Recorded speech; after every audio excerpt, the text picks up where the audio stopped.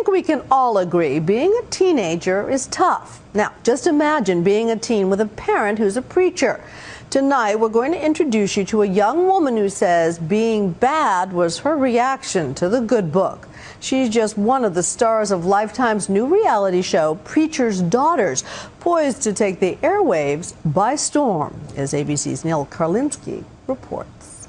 If you think following the seemingly humdrum life of church-going families wouldn't quite hit the mark for a reality show, you serve the God of gods. Your faith in television is about to be tested. Look at the decision you just made. As a Christian young lady, that's not the decision you would make. Preacher's Daughters, the real and at times jarringly lustful stories of three young women and their pastor parents' struggles to rein them in. You need to focus on school. That's what you need to do. I've been focusing on school and liking boys at the same time. There's no big difference. We spent a day in Central California with one of them, seemingly typical teenager Olivia Perry. When I say, oh, yeah, my dad's a pastor, they're like, oh, okay. Like, you must be, the good girl, or you don't do anything wrong.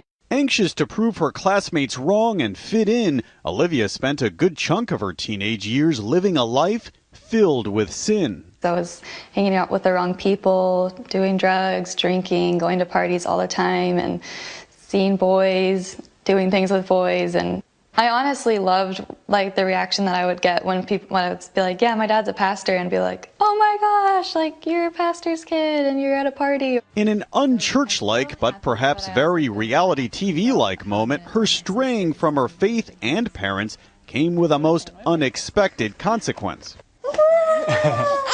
18-year-old Olivia is now a single mother, Here, hold this. living in her parents' house with her 11-month-old daughter Eden.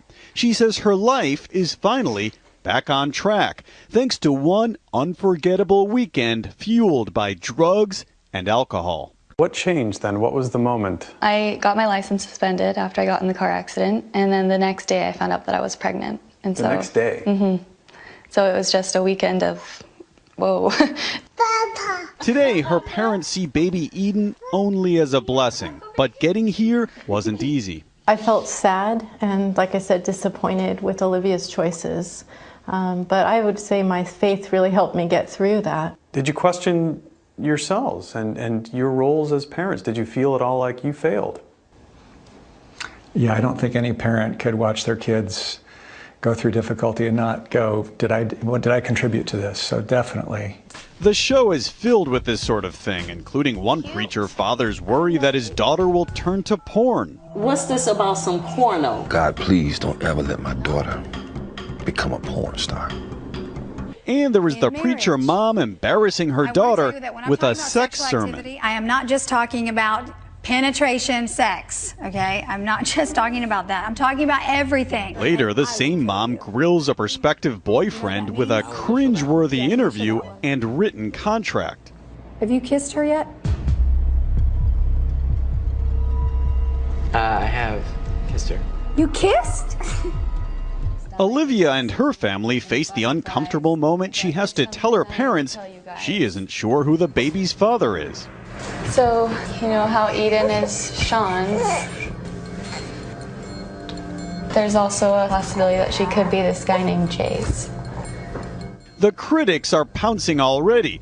A group called 1 Million Moms is calling for a boycott of the show before it's aired a single episode, saying in a statement, this program is not only offensive to pastors, their daughters, and families all across the country, but to all Christians. To publicize someone's struggles for a buck and belittle pastors' daughters in the process is despicable.